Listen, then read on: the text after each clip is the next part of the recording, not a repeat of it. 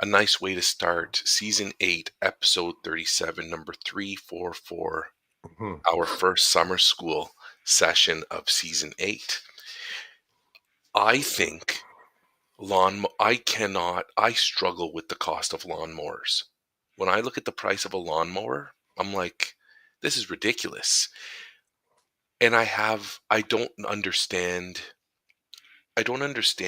my frame of reference to it. I just know that you're right in what you were saying about there's a frugalness of the lawnmower that I used all the time, the gas one. I didn't even buy it. It was given to me by my father-in-law when Sarah and I moved into our first house. So when I moved here, she had an apartment and I lived with her in the apartment. And then we got married and we bought a house, but we built. So we bought a house, they built it for us. We move in, and my father-in-law is like, "Hey, I need to get a new lawnmower. Do you want the one that I have now?" I'm like, "Yeah, of course."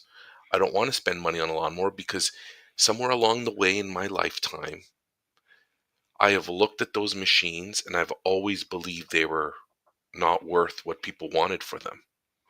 This is a strange This has now got me reflecting on the way I operate daily, and I'm sure there's a list of things I won't purchase because I do not believe that the price point is accurate, and lawnmowers is one of them.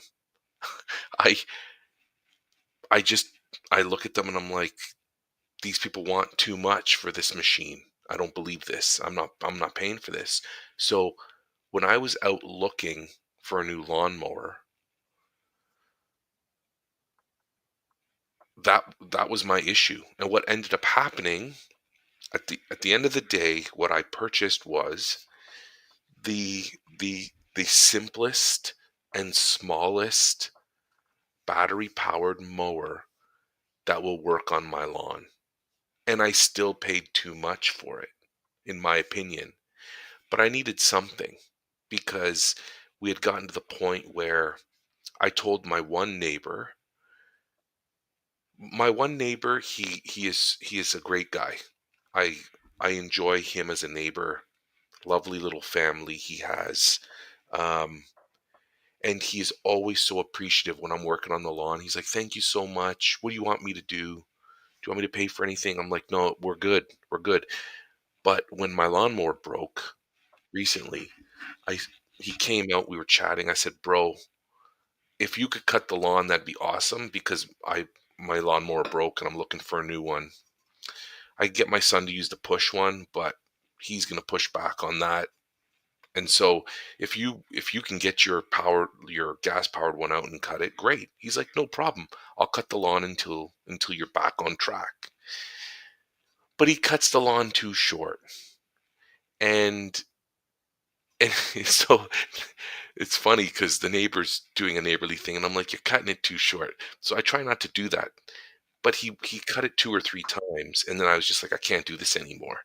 And then the guy on the other side of me, he's a new neighbor, a very nice fellow, don't really know him that much, but I know that his style is to when he cuts the front lawn, he eliminates any grass on the lawn, which again, that's way too short for my liking. But he's being a kind neighbor. He's cutting the lawn. So I go out and I'm like, I must find something. I go battery because the neighbor across the street has one and I really liked. I really like the less sound pollution, not having to deal with the fuel and the smell of the fuel and the exhaust that comes with all that. Like I sound like an old man on the porch, upset. I I I don't like that part of the mowing anymore. It doesn't do anything for me. It just makes me feel like shit.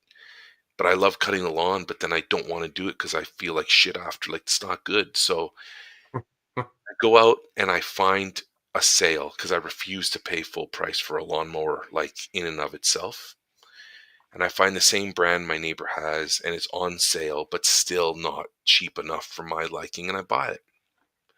And it's funny because he came over last night to take a look at it, and I was laughing. I said, "Bro, you know what this feels like?" He goes, "What?" And I love this guy. My neighbor Josh, he's a great guy. I'm like, "I feel like I just got a haircut and I'm embarrassed and I have to wear a hat because I don't want you to see my haircut." And we're laughing. I'm like, "Here's my mower. It's this little petite thing. It's all plastic except for the handle's metal, but the motor, that's what I paid for. I paid for Hmm. the battery and the mower and all that technology." And he's laughing. He's like, "Roland, what's the big deal, bro? Like, it does what you need it to do." I'm like, "I'm just messing with you. At the end of the day, I'm going to do what I'm going to do." But it is kind of funny that you've got the top model and I've got the lowest model. They both do the same thing though. And they're, anyway, so he was taking a look and he's like, "This is awesome, bro. You're cutting the lawn at 9:45." He's like, "I was in my garage cleaning up and I heard like a hum." I'm like, "What's that hum?" And I come out and you're cutting your grass. I'm like, "That's pretty awesome, right?" Because it's either the hum or the diesel truck ripping up and down the street kind of thing. So dad details, man. And if you see these, I know you're not a lawn guy, and that's fine. But basically, it's the three of us. There's three of us, and we all take pride in the lawn. And when people come down the street, they're like, "Oh, damn!" Like they talk. Actually, the neighbor Josh got a tip from this old couple. This old couple was walking down the street. They saw him out dealing with his lawn, and so they stopped and they were saying, "Hey, you guys have a beautiful lawns. Like you guys work together. Somebody take care of your lawns." He's like, "No, we all each take care of our own, but we kind of take pride. We know what we're doing, so we do it." And he said the elderly gentleman just started saying, "Well, back in the day when I was taking care of my lawn, it was one of those, have a seat, youngin. I want to school you a little bit." Long story short, the old man tells Josh, "Here's the key to a beautiful lawn once you have it established." And he gave him some hints and tips that then Josh passed on to me that make perfect sense from a scientific perspective. And so anyway, now we're on a kick. We're gone out to look for some certain kind of fertilizer now that the lawn's established. Use this fertilizer at these times of the year, and guaranteed your lawn will look good. I know lawn daddy. I sound like I could do. I'm one of those Instagram videos where like there's the weight loss and there's this and there's that. I'm the lawn guy, and where people look at my lawn and they're like, "That's what I want," but they don't have the discipline. They won't take the time to do it because that's what you need. I'm just saying. Dad details meets niche project equals lawn daddy. There we go. Anyway, thanks for listening to me, and good morning, Gary. Poor Gary jumps in. What's going on over there? I love one of the new functionalities here with StreamYard. So StreamYard now allowed me, like I have, there's double panel now in the chat. So on my side, there's the private chat column, and then there's the comments, and that allowed me to just link in with my YouTube account. So now I can see like if Gary does a chat, like that chat is now in my panel. I love it. So I don't have to, before what I would do is I had to go to the decoded feed. I mean, who the hell goes there? And I had to watch the chat there just to see what pops up. So I like that. Yeah. I don't know what your handle is on YouTube or whatever. I don't know if there's a way to tag you in it. I imagine you would actually have to join that chat somehow with your own Gmail account. I don't know. All I know is now I want to take some images of me, put them into generative AI, and have them produce like a lawn daddy type thing. I like that. Thanks, Chris. I appreciate that. And speaking of Gary, Gary made the mistake. Let's tie in like home ownership and lawn. Gary made the mistake of telling me that he was going to a what's I'm sorry, Gary, I'm going to butcher this, but Gary lives in a condo complex, and he was going to a condo meeting or Oh something. God. I So remember those. I was I now see Gary a la Kramer from the Seinfeld episodes where Kramer went to Florida to visit Jerry's parents, and then there was the president of the condo, and he was running for president of the condo the condo organization or whatever. So now I see Gary in a whole new light. Condo president coming at you. Gary using all his leadership skills from EDU to benefit the condo group. That's what I see. Oh, okay. So this week, this week that passed, my my boys, they wanted to go to my high school for a tour. And I was like, Clarify. Not "Great." in Ottawa. No, sorry. Remember the AI is listening. So the So AI, you know what the AI just heard? what did the AI hear? It heard whatever, the name of your high school back in Ottawa, which I Okay, don't know if you've ever mentioned. You mean the high school that you teach at, your job. yes, yes, yes. Okay. So funny. Well, now you've got me on a Ah, tangent, bro. glitch. Yeah, we're glitching. I'm one Uh-oh. coffee deep here, Take and a I'll be breath. Take a I'll be breath. making another one in a second. Nice. Two things. Thing number one, when last year, when my youngest and I went to Ottawa to visit my mom and to visit where I grew, we went to look at the old high school that I attended, Bravo. and I took some pictures, and it was fun. So this year, I'm planning on going back to Ottawa to visit my mom and to just visit where I come from. And my oldest is coming with me. I said, "Hey, what are some things you want to do when we go to Ottawa?" And one of the things on his list is, "Can we visit your old high school?" So I'm going to get to do the same kind of thing with the older son that I did with the younger son. So there's that. But my boys here, they're like, can we go visit the school that you teach at? We want to check it out because my oldest, he came to the high school one day after his school. He came to see me for something, and he didn't get a full-fledged tour, but what he saw, he's like, "This is a really cool building. I want to check it out." So when I told the boys, "Okay, on this day we're going to go visit the school. I'll take you for a tour."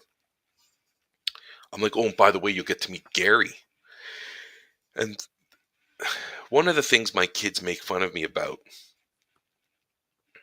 is that all the people I talk about that I know from my work world or my whatever social media world, one of them is Gary. I'm like, I'm gonna go have coffee with Gary. Oh, I was chatting with Gary. Oh, I'm gonna make a phone call. Who are you talking to? I'm gonna be talking to Gary. To the point where even my wife is like, "Who's Gary?" And then I have Mm, Gary's deets every time. I'm like, "He's a teacher. This is where he works. This is what he does. How do you know Gary?" Like, it's insane. So I tell the kids, "You're gonna meet Gary," and they're buzzing, right? Because they're buzzing because they're like, we hear about this guy. We hear about this guy Gary. Like, who's this guy? Just like when Ben met you, now it's lore because Sarah and Will are like, Ben met Clough. What's he like? What was it like? What did you talk about? It was a 30-second convo before you used the bathroom in my basement.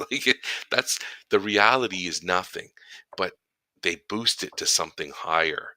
So it's like, who's this Clough guy Dad hangs with? like Now, Snuffleupagus. kind of, but now Ben is like, I met Clough. I talked to Clough.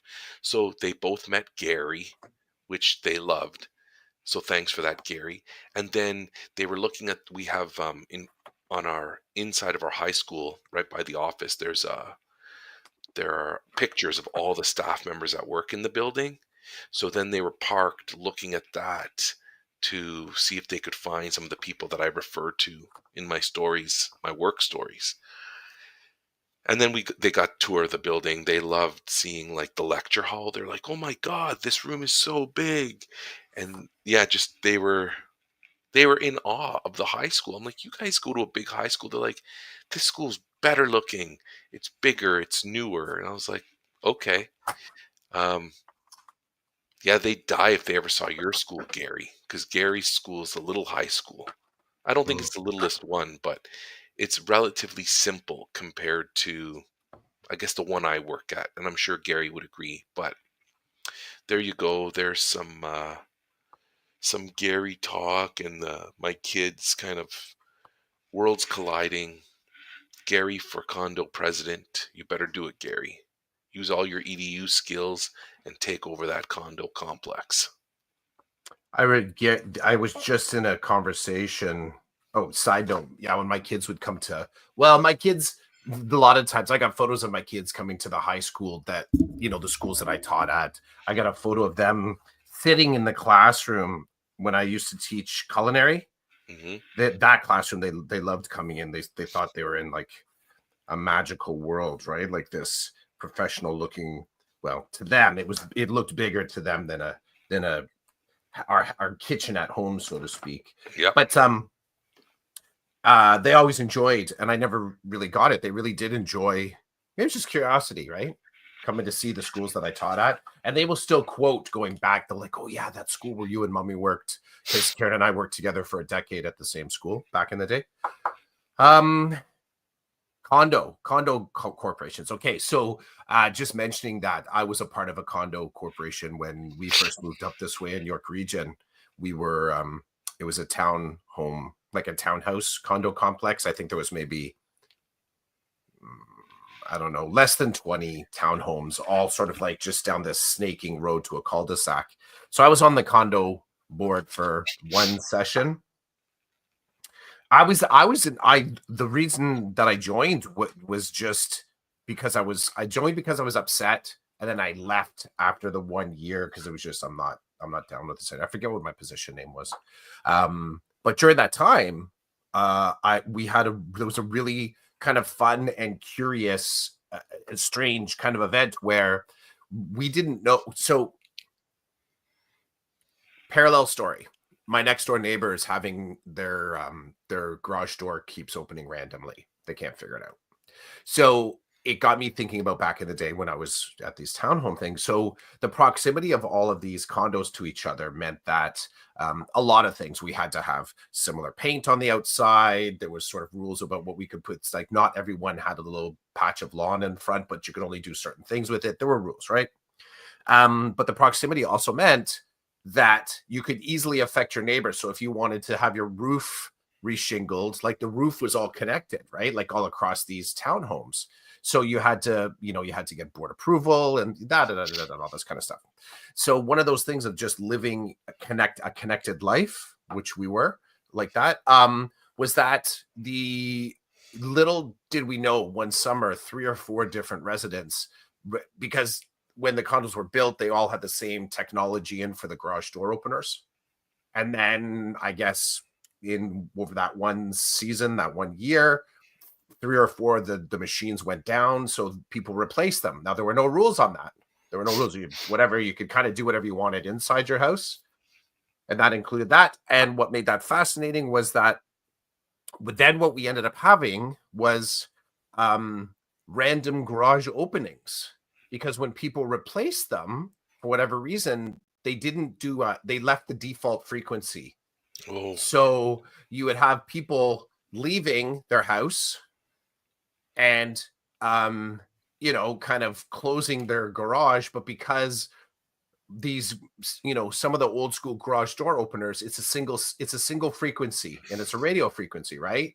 It's a same frequency to open, same frequency to close. So it's like a switch on off. It's not like there was a separate frequency bank for open or close. So you drive out, you close yours, and you'd open 3 other people's garages. And it took all people were freaking out. The cops were called. They thought that there was some like local gang that's like getting into garages, and all it was each of us leaving at different times during the day and returning different times of the day, opening and closing each other's garages. Yeah, that's what it came down to. That's all it was, bro.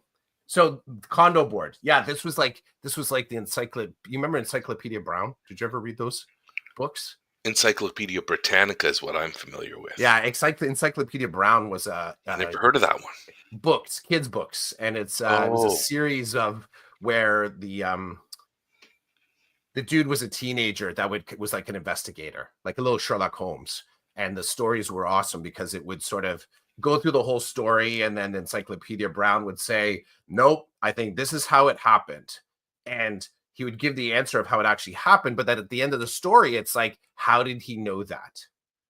So it asks the reader, how did he know that? And then the answer of how he would know that would sort of be on a separate page or at the back of the book. So you got to play along with the mystery. So we were all doing this Encyclopedia Brown. Like we knew someone was opening it, but like how did it happen? And I think it was only one time. I don't think it was me. It was at a board meeting. They said that somebody finally noticed they were actually had the wherewithal to look down the street, that when they closed their garage, no, how did it work? They opened their garage. Something happened where because the frequency only, oh, this is what it is. So they're in their driveway. They open their garage to come out. They pull out and they were driving down the street and they bumped their button and they could see in their side view that their garage door was closing. Like I said, the condos were on both sides. So as they're driving down, they look in their left and they can see back there. They're like, okay, my garage door is closing. And they just noticed over on the right that a garage door was opening. And for somehow they made the connection. Oh, I wonder if my remote can open it. So the person stopped and hit the button again. And that garage door then closed. And because they were too far from their house, because that radio frequency, like there's always like buffer zones, right? Like those sort of, you almost think of like a Venn diagram. So the radio frequency will only travel so far. So they were far enough from their house that it wouldn't reopen theirs. But because they were right beside the next garage, it opened up that one. So yeah, that's Encyclopedia Brown. How did they know? How did they know? That was like 10 minutes of a wasted story. That's what you did, Gary. Welcome to the pod. It's all Gary's fault. Oh, Gary, welcome to the pod, brother. Welcome. I guess technically yours because you introduced the story, but no, it's all good, bro. That happens. You said in a polo to me, you said that there were some things you wanted to talk about on the pod. Do you recall any of those things? I love that we do that all the time. I'm like, well, I'm gonna talk about this on the pod. Then we get to Saturday. I'm like, yeah, I don't remember what I had for breakfast. So yeah, I think only because I interacted with it this morning too. So it was that. I mean, in part, it's that chat that I tagged you in. So I won't say that I'm any more invested in trying to understand generative AI in the classroom. I'm not anymore. I think I just kind of like parked it for a little while because I didn't have access to conversations that were kind of feeding me. I mean, you and I chatting about it commonly is fantastic, but that becomes kind of like wallpaper to our lives, right? So you and I are in constant discussion around a lot of things that it's just because that's how we connect, you know, whether it's food, dad, self-improvement, philosophy, technology, like we have all these constant little topics. So I think it wasn't until, is it Lisa Kowalchuk? What's her name? Lisa Corbett? Lisa, I got to find out that person that put me in the chat. Let's go over to messages. Who did this to me?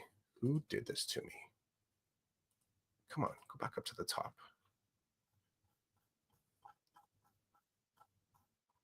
Oh my God, this is the longest chat ever. So there's no good way. I wish there was a good way. The computer. Okay, I think. Yeah. Lisa Kowalchuk Noble created the group. I forget when. Is there a date on this? Can I even see? You think they're bothered that you added me? No. Take away my tools if you don't want me to do that. That's why I kind of look at it. Right? Right? Does that make sense? Like you don't want people to. I can't imagine that because the original group that Lisa had, I think, was maybe it was a small group.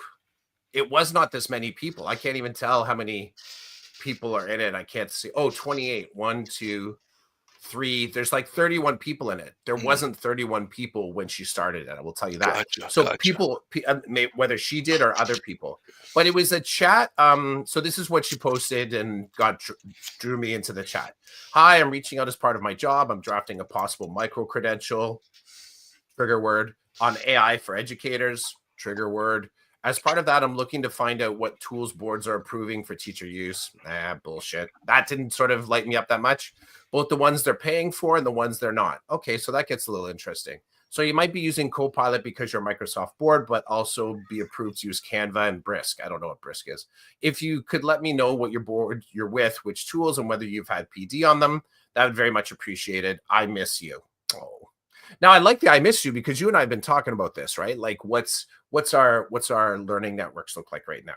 Whatever me asking you last week, like what's some good social media or online learning that you've had lately that you came away like that was really cool, and sort of realizing that it could have only existed on social media. Like that was kind of like that was the spot you had to be there to have it.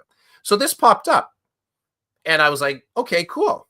I can get into this. This is landing where my brain is right now for sure. And a bunch of people got in, and I kind of asked the stopper question. I said, good inquiry, AI or generative AI, because it wasn't clear, right? So I know enough about it. It was funny because AI for educators, I think there is still a dividing line between AI and generative AI. And I think for me, I want to be clear about what we're trying to step into here. I don't really give a shit about.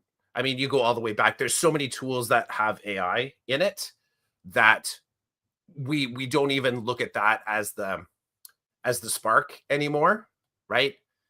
It doesn't fascinate me. Generative AI, I think, is the spot right now where we need to have discussion. Now, if generative AI discussions lead us back to discussions around AI, but it kind of feels like rewrapping a present and giving it back to yourself again.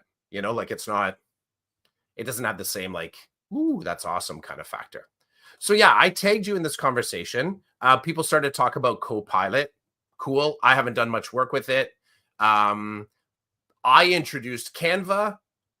Canva, I don't think I really care about its AI applications because whatever it would be, I'm imagining I could probably be satisfied by using something through ChatGPT, one of their, you know what I mean? Like I think like I'll learn about it, but it doesn't really connect with me. I think what became very curious in this to me is the fact that boards are rolling out, and okay, boards have um learning management systems, a lot of different ones, where the learning management systems um are introducing generative AI tools, and yet the boards are saying none of those generative AI tools are for use with by students. Students are not permitted to use that, right? So, and that's kind of just where we're at. That's what's happening. So I threw into the mix, Copilot. I don't know if it's approved. I've never actually read the memo. I'm going to go looking for the memo. It's on the list. Copilot obviously is approved because the brand new suite of technology that I just refreshed my teacher laptop. Copilot is embedded in there. Have I played with it? Nah, haven't really. I was on Google Classroom a couple days ago, just cleaning up and sort of setting up my classroom for September. And Gemini now is embedded in it. So you and I talked about Gemini kind of back in the day. So that's Google's generative AI tool that's sort of jumping in there. And of course, all of a sudden you've got the OG ChatGPT, just like, yeah, don't effing use it. Nobody should be using that. Don't use it. Don't use it. Right. It's like, Skynet in the background. So it was just, I think when I tagged you in, and I did a blind tag, yeah, I just kind of dropped you into it. I did the same thing to Melanie White, who's retired, right? And she's off doing her creative writing, and she's off living her best life in retirement doing stuff. But I tagged her in there too. Um, and I thought like there's some interesting discussion. And where it kind of led me is because there is within this discussion, there's a lot of different angles to it. You kind of mentioned it too. Like there are some, like this is a you want to build a baseball team around individuals that are all have won the grand slam contest. That's what I feel like this conversation is. Like there's a lot of big, not only swingers in this conversation, but people that are actually doing stuff that other people are like, holy shit, really? And then there's other people that are just openly saying, I'm only using this I've just had my toe dipped in it. So that felt like a really cool back in the day kind of learning network where everybody just kind of rushed the room. It reminded me back, like going back to like the edu. Oh, what the hell were those called? Remember back in the day, you would arrive. They would say we're having an educational conference, and you Ed would camp. arrive. Ed camps. It had a real cool ed camp feel because everyone was kind of jumping in, and you were like populating this. We said in the chat here, like this conical spiral of experience based on this topic, and then you just kind of walked around and interacted with the different discussions. Like it had. There was a that was what I noticed about it. That's what kind of kept me just kind of checking in. Okay, what are they talking about now? And none of the topics are surprising, which just kind of meant, okay, I'm kind of diffusive. I've kind of thought or talked about or interacted with a lot of different things. But the one overarching theme that was surprising to me is it seems like there's this disconnect between like boards telling us what we shouldn't be doing with it. So there's still the fear mongering. And yet at the same time, they're not standing in the way. Well, they're kind of standing in the way of developing it, but not providing clear PD on it. So PD always follows practice. So I've always seen this. So if you have a practice of being a racist, guaranteed your board is going to have some sort of PD on it. If you have a practice of using this cool, design program like Canva, then PD will follow it. It is so rare that the PD comes ahead of the actual practice. And I've just noticed this again and again and again. PD, because they're not going to waste their money once in a while. Procedure, so professional development on procedure and protocol will sometimes precede practice where they need us to kind of zig instead of zag. But even that sometimes has a reactivity to it. It's after the fact. So our discussions now around using generative AI, like even AI, because anybody there would be a large swath of teachers in my staff that would say, yeah, I'm not going to use AI at all. As they look down and they see autocorrect, they're using autocorrect. I'm like, buddy, that's AI. That's what that is. If anything on your phone, anything on your device that sort of counters what you're thinking or augments what you're thinking or adjusts what you're thinking is AI. Whether it can do it on its own is where it shifts into that generative AI, like where you just let it kind of work its magic, so to speak. So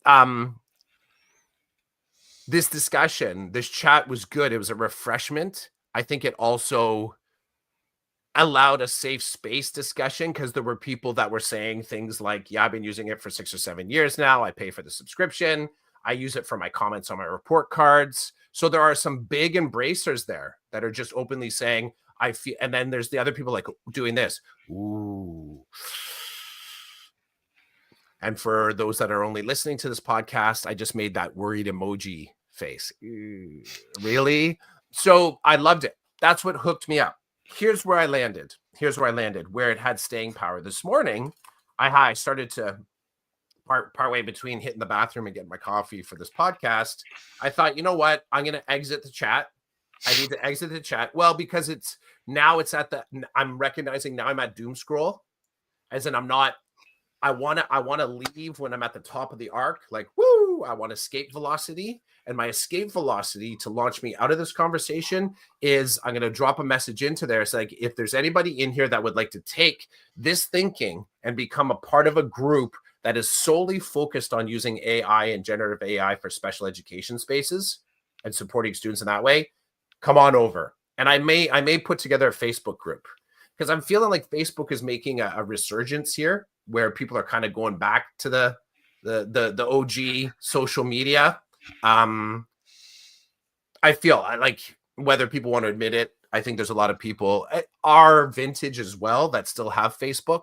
They have the other things too. They're TikToking and snappy chatting and all that kind of stuff. But that Facebook is still the one that if you're to ask them, they might not even know exactly what they use it for anymore, but they keep their Facebook. It's like Facebook now is like keeping your landline.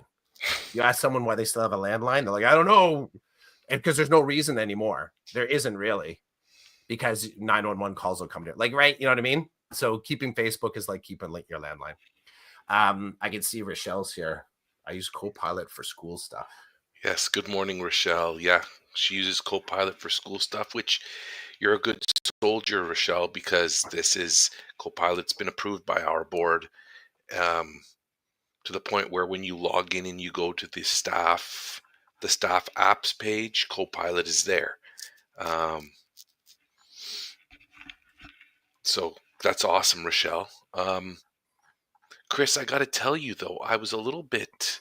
So you tagged me in the chat. So at first I was confused when it popped up because I didn't see your name right away. I was like, Mhm, mhm, the I could see people commenting and I was mhm, familiar with many of the names in the group. So right away I was intrigued because in my experience and in my opinion, the group of people that were in that chat were uh high hitting, high level critical thinkers that I've seen in online spaces, mostly from Twitter, mhm. um, who engage with topics and deal with them in professional ways. So what I'm doing here is I'm complimenting these people. They're not low hanging fruit type Mhm, EDU celebrity types. They're like they'll dig into something and they'll work it through and they'll think critically and they'll create and they'll innovate mhm. in a really authentic way. This is my description of the people in that group. So first thing I was like, whoa, how did this end up in my DMs? Yeah, Because I know these people as individuals, but would never see them in a group that I would be part of. So I was mhm. like, this is cool. And then I scrolled up and I'm like, okay, Chris tagged me. And they're talking about generative AI versus AI and training and PD and school and stuff. So thanks for involving me. I've not said anything, but I've been absorbing the different comments.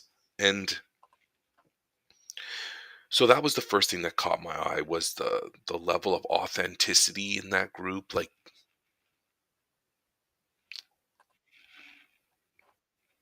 you and I have talked about low level, low hanging fruit people in education, and it's like I got no time for their nonsense anymore. Mhm, mhm.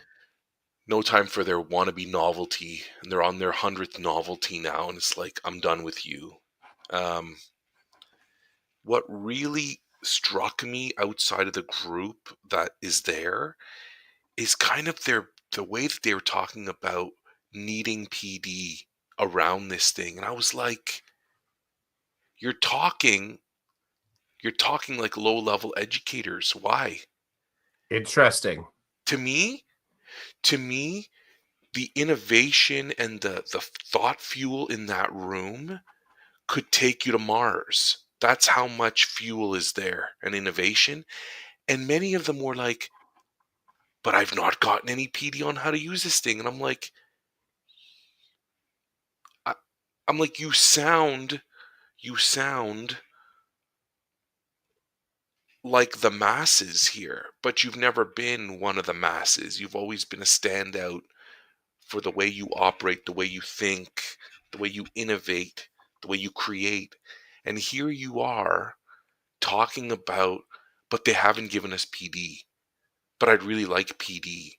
But you're always going out and doing your own thing and learning on your own. It was very I was like, what is with this low level thinking all of a sudden in this high level group? It was interesting to me. I'm done with I'm done saying I need PD. I will laugh. Like for example, we have a new IEP writer. Gary knows about it. They gave us PD and I was frustrated. I'm like, you gave me PD, but you didn't give me anything that's worthy for me. So why am I here? I'm a high school educator. I'm a high Mhm. school IEP monitor, but you're talking about elementary stuff and you're showing me a tool and I know the elementary stuff, right? And I'm like, that doesn't work for me. I need this. And then you're showing us a tool that can't do some of the things that we needed to do in secondary, which is weak. That's friggin' weak. And I told you, you're gonna encounter this a lot. You're gonna encounter this a lot, right? Like the sort of the Bible on it is effective up to elementary level, like the technical bits of it. But in the high school level, I've often found like, yeah, but I need to kind of, I need this. Where can I kind of break this up to make it work for my context? I found that time and time again that stuff is introduced as a stuff that's expected to even be used at secondary is kind of introduced in this kind of package for elementary, and then it gets kind of like pulled up into secondary. My experience. I need PD. Nobody's giving me PD. That just doesn't sound like these people. I was very surprised to see that. Do you think it's a reflection of people's kind of fear? You know, Perhaps. I don't know. Like, I think you and I have done more than probably needed discussions on innovation on this pod. And we've never really put down the criteria. If you sort of dare, because innovator kind of is really, dude, it's a fossil word at this point. It kind of it's way too closely connected to thought leader. Like there's just something to be called an innovator just doesn't. I don't know. I think that the lot of the language that we're in right now, if we're because innovator has a singularity to it and a self-serving kind of like flavor for me. That person's an innovator. To say someone is innovative has a little bit more of a synergized collaborative statement. I'm an innovator, that person is innovative. I think if by nature, if I were to say to you, I think you're an innovator, then we've stepped it away. But to have it on your own CV, it feels like I call bullshit, right? Because really, for you to tell yourself that you're an innovator, go ahead, thought leader, like do that. So I think part of with when our kind of criteria for being innovative, we've never really set down. We'll write that in our next book. Like, what are the actual criteria for being innovative? Like, what are the skill sets, the mindsets, the sort of like the philosophies? And you're right. I would say that as soon as the word innovator and innovative kind of appeared in my head, appeared in this chat, I did think to myself, there's an element here of individuals expecting the board to drive their curiosity, to drive their agency, right? To sort of like, I want the board to want me to be innovative, right? And I think that any of the people that have kind of created new spaces for me about thinking are the ones that just kind of went for it. They kind of went for it, did some stuff, and then there's the lagging metric on it. So here's where I'll counter this. And maybe this goes back to me where I said the spectrum of individuals here. What I appreciate about this is that you, at the same time, you had the people that were saying, because not everybody was saying, I want the board to give me PD, but it was a theme that popped up in there. There was a lot of people just saying, here's what I use it for. So you have this kind of like Bermuda Triangle in the middle of the individuals that are saying, I've never had any PD. You have the individuals that are saying, I have had PD. Actually, it's not a triangle, it's a different shape.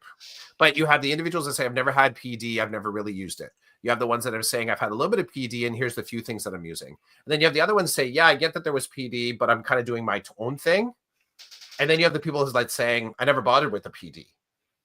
But I think what I liked about this chat is that all 4 or 5, whatever sides of that shape that I just said, they're all in the same room. And that is different. You don't get that at a staff meeting.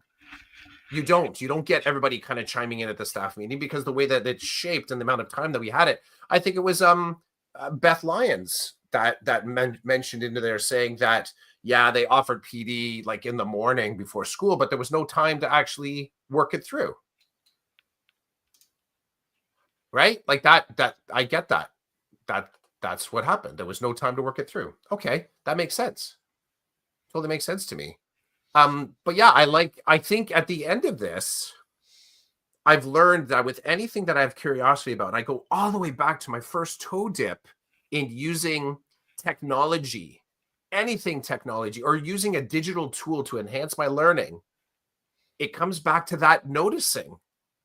And that's why everything changed for me in my teaching practice, in my idea of who I am as a teacher, as a innovator, as a thought leader, all of that happened because I noticed I wasn't satisfied. I wasn't like lit up by the information that was being presented in a staff meeting. And I'd heard about this Twitter tool. And I was emailing someone at another high school because I knew everyone kind of had their staff meetings at the same time. Like, the board just rolled this thing out. Like, what's the discussion over there going about? And it took forever. It took forever. And in that moment, I'm like, I want to do this a different way. And that was what started me in using Twitter. I could have real time, on time answers to questions that I'm asking. And then right? Then the circles just started kind of expanding. In this chat, I hope people noticed how real this topic is. And anyone that sort of like is on the other end of, I've been using this for a while, but I never really talk about it, now says, okay, let me start talking about it. Let me bring it back to the group. And the other individuals that are sort of like, I've never done anything like this and never talked about it, they're now starting to talk about it. This is such a generative and explosive, this energy of this has the potential to really help educators and help students. There's still going to be all the same fear, the same bravery, the same creativity, the same innovation. It all happens in there depending on what you're noticing, what your needs are. That's why this morning, as I'm sitting, pooping a coffee, I'm thinking I'm going to message out to the group. I'm going to say I'm going to be leaving this group. I'm going to leave because part of it is I'm just streamlining my feeds. I just have to figure out how I want to phrase this. I'm like, if people are interested in continuing the conversation, specifically continue the conversation, the action of embedding, using, implementing, networking, rooting, whatever word I'll choose, generative AI tools in your practice with a specific focus on special education at the high school level. So I'm going to build it just like I do a friggin' ChatGPT prompt. I'm going to be as clear as possible so that the output is as clear as possible and as customized as, what I'm looking for. And we'll see where that goes. If nobody jumps in, that's fine. I don't have to be the starting point of it, but what I may go do is go looking for that, just for some people to help me out. But I'm starting from a center of curiosity. I have a need. I want to do my special education job better. I want to have discussion with other individuals that have started to use tools. And I want to help others that haven't used any tools at all. To that end, my buddy Ashley, she's just discovered using ChatGPT, and she's kind of starting from a wellness position. This is where I kind of give myself a pat on the back. I like to do that once in a while. She put something into the chat and she got some answers out of it. Now, I knew the context under which she was asking the questions. So when she showed me the answer that ChatGPT gave her, I thought, that's weak. And I could tell it was weak because it didn't really specifically target what I felt was the heart of what she was trying to ask. So, you put in, like, ChatGPT will iterate on itself all the time. And you kind of read it, you're like, okay, but it feels like a Google response. You start playing with your prompt and really cool things start to happen, right? You put limitations on it. You talk about personas. You talk about the depth of experience that you want it to answer from. Hell, you say you want it to use your name in it. Like, you can do all these things so just be cautious of a confirmation bias, because you can actually, ChatGPT will tell you exactly what you want to hear too. So finding that balance between the two. But I told her in her prompt, I said, you're gonna add some neutralizers that actually help the tool answer your question better. And you need to have in there, in the response, the persona has to have a deep understanding of toxic masculinity. She was asking questions about personal relationships, about glass ceiling theory within businesses, and a deep understanding of feminism and what it means to be an effective human being currently in 2025, but you want an understanding of the history. And so she added these little elements in, and then all of a sudden she was looking for strategies for dealing with something. She's like, oh my God, these are so much richer. And I get it. And I said, use plain language, like all these kind of like modifiers that help chat do a better job of answering. And she forwarded me back the answer. She's like, okay, here's the answers that it spit out. They're almost totally different. I'm like, yep. Now, you still get to decide. Be the human. Don't let this become a doom scroll, because you can. Unless it lights you up to action, because that was the whole thing. Remember, in asking these questions, you wanted to take action in a way that worked for you. It wasn't that you just wanted research. So just make sure that, that you're not like iterating again. Start a new chat, or hell, create a project. Now I'm using language specific to chat GPT. I don't know about other chats, other GPTs, how it works, but in chat GPT, I really appreciate projects because I can put instructions in there on how I want the project to kind of like respond, and I can teach it. I can upload content. Like, I can do all these kind of things. I can feed it and train it, much like a true GPT if you're making it from scratch. I like projects. So, but again, she jumped in. She's like, holy shit, this is really different. I'm like, yep. I said, make sure you take a break, come up for air, go live your life. Remember, it's still virtual life. It's not you. No matter how personalized it is, it's not you. So have a little bit of healthy detachment, and question the answers that it gives you. You can question yourself, question the answers, but action it, test drive it. That's where you really see if this will work, especially when we're talking about human things. If you're coding and stuff that has actually more of a closed kind of end to it, but in human relationships, that's all open-ended research, right? You got to go test drive it with a human. If it gave me instructions on how to have a better podcast conversation with you in the morning, I have to do it. I have to intentionally disrupt what I'm already doing to see if that information works. So that's why I caution. I'm like, it's like, now go test drive it, and don't go back on ChatGPT until you've test driven it because they just gave you 2 to 3 weeks worth of work. Do not let the expediency with which it was given to you make you think like it's a magic pill. That's a whole hell of a lot of work in there. I said, if you don't know what to do, put that in there. How do I action strategy number 5 over the next 4 weeks? Give it a term within to work. She's like, really? I'm like, yeah. It'll actually take that one strategy and say, here's a starting point. Test it. Give you if you need a checklist, it'll create a checklist for you. Play with it that way. She's like, oh my God, I didn't know that you could operate it this way. I'm like, this is what makes it useful. I said, next year I can tell you about training it a little bit more, but just work in that zone right now. I think a lot of people they're unsure how to deal with it, and I like kind of where you landed there. I always tell people, talk to it as if you're talking to your friend about your ideas and your questions and your wonderings, because your friend's brain is going to operate the same way this machine does. The Mm-hmm. generative part is the creative, coming up with things and making connections based on patterns to provide you with information. Mm-hmm. When I talk to you about a problem or something exciting, you process and then you respond to me. Mm-hmm. And sometimes you say shit that I was like, whoa, I would have never, where'd that come from? That's great. I've never considered that before.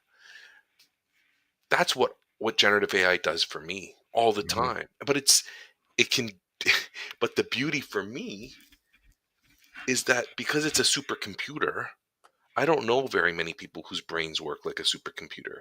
So when I'm having a conversation, how often do you and I have conversations where a week later you refer to something you talked about to me a week ago and I'm like, shoot, man, I don't remember. Like, it just doesn't register the way it might for a machine. Whereas with the Mm-hmm. machine, I can be like, oh no, we lost Chris. I wonder what happened.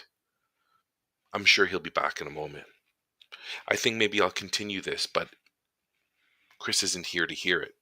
So I'll just tell the listeners, I'll tell you, I'll talk to Chris. Chris will talk to me.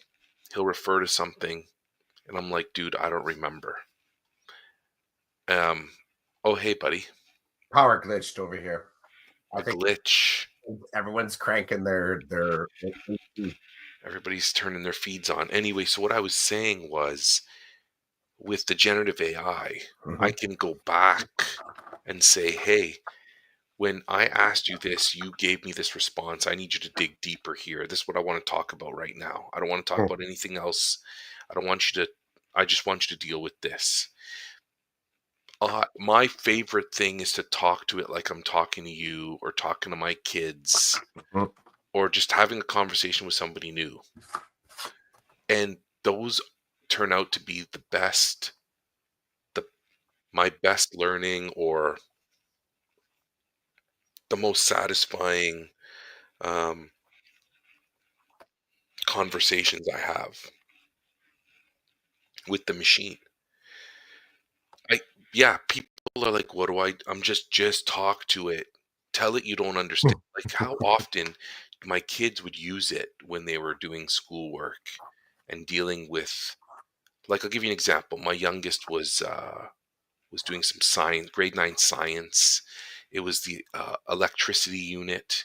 He was having a hard time understanding an idea with the rules involved and then having to apply those scientific rules in a real life situation. He was struggling.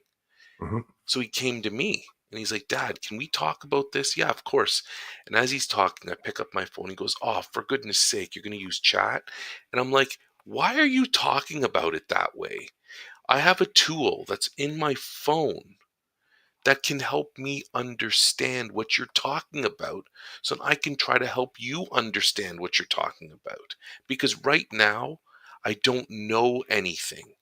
I only know what you're giving me, and I'm confused, and you're confused. So I don't know what's accurate and what's not.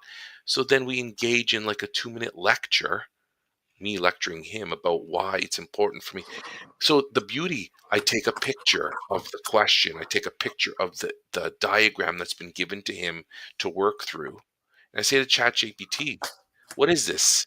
I don't understand. Can you give me information quick and easy for me to have a basic understanding?" It gives it to me. So now I'm on the same page as my kid. And as we're working through it, I say to my kid, "This is what chat says is the right answer."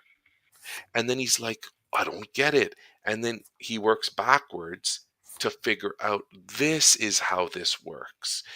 I couldn't give him the answer, but chat could give us the answer, and chat could help us work it through. And the whole time I'm saying to my kid, let's just talk to it like it's your teacher.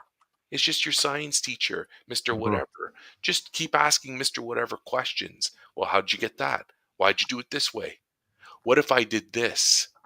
And then I tell you, bro, 98% of the time, half an hour later, both of my kids are walking away satisfied. They feel like they learned something. They feel like they didn't cheat, right? Because automatically it's cheating. I'm like, let's define that friggin' word cheating. You're learning. You're learning using a tool that, yeah, lots of people misuse the tool. We hear about those all the time. You Yep. know, times my oldest has told me his friends wrote an essay. His friends told chat the instructions for the essay. It writes an essay. They print it off and hand it in. I've heard that so many times, and that's when I'm like, they're playing with fire. Because they're playing with fire. Because if I was their teacher and I'm looking at this and I'm looking at them and I'm looking at the history of their work, I bring them over. I'm like, let's talk about this, and they can't speak to it. They're done. They're done. There's no working around that. I don't care who you are. You're done. You can't explain to me what you just did, but you handed it in. You say you worked on it, but you don't know what you did. Like, come on, man. That's like the most basic of basics. So my kids know I'm okay with you using it. I'm not okay with you walking away and not knowing what's going on. So Mhm. my kids walk away and they're like, "Okay, I understand now." They can explain it to me. They can do this, they can do that. That's generative AI for me. That's the basic of it. Just talk to it. Just talk to it. Don't treat it like a machine. Treat it like your buddy.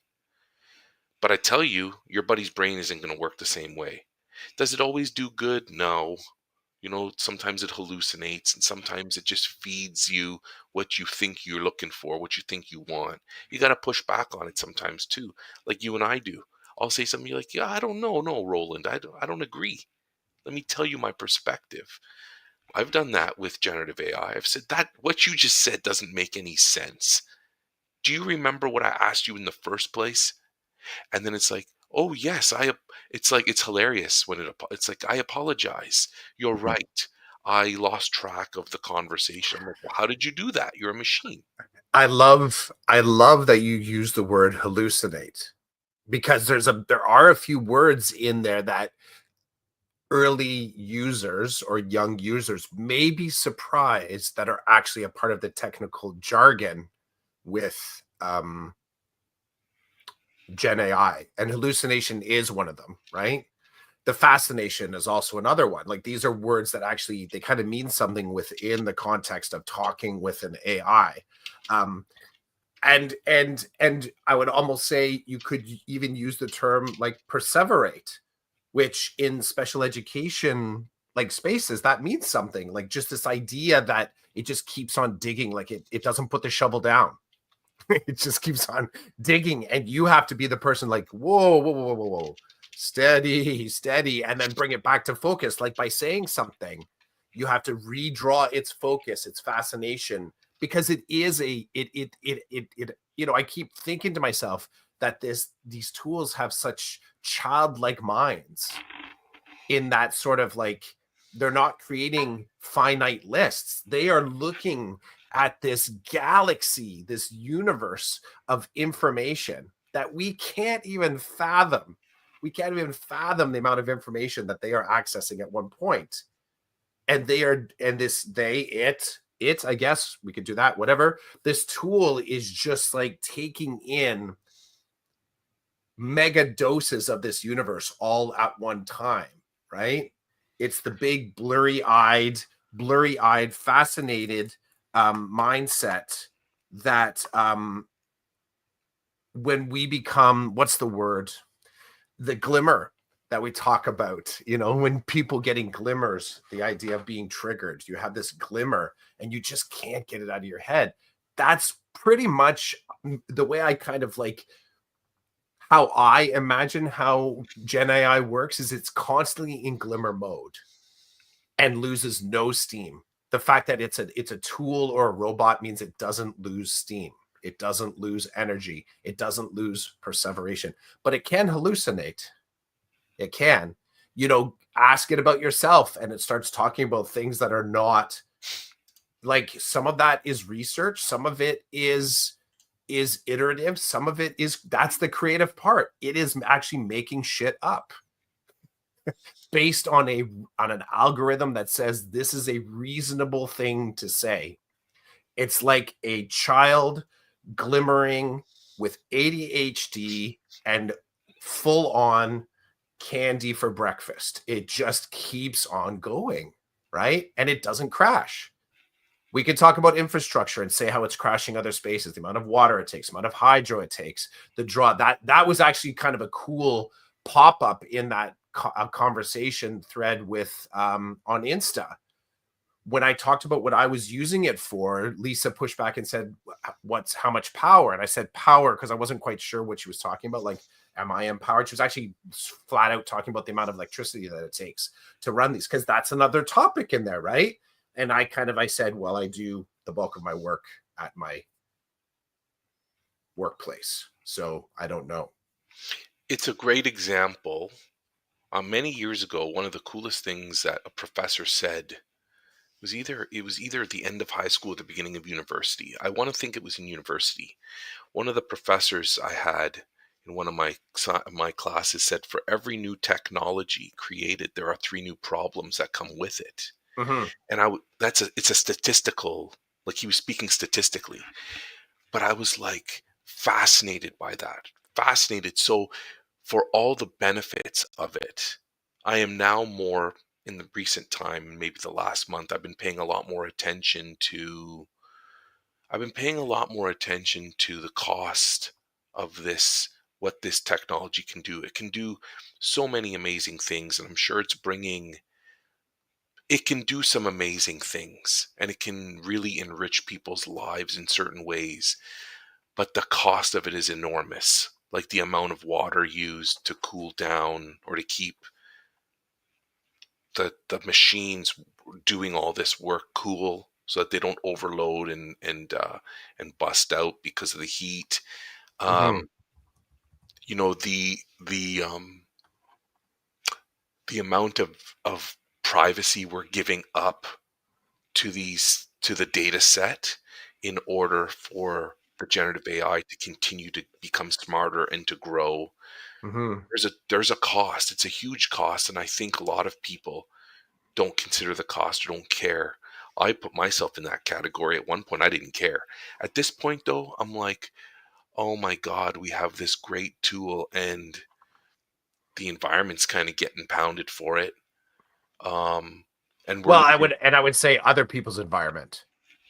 Other fair. That's the Yeah, other yeah, part, right? Because there's a whole offset to this is that yeah. the water and the environment, all that kind of stuff is in spaces where it's cheap to run these servers, cheaper to run these servers, right? So it becomes a little bit of a a NIMBY moment. Yeah.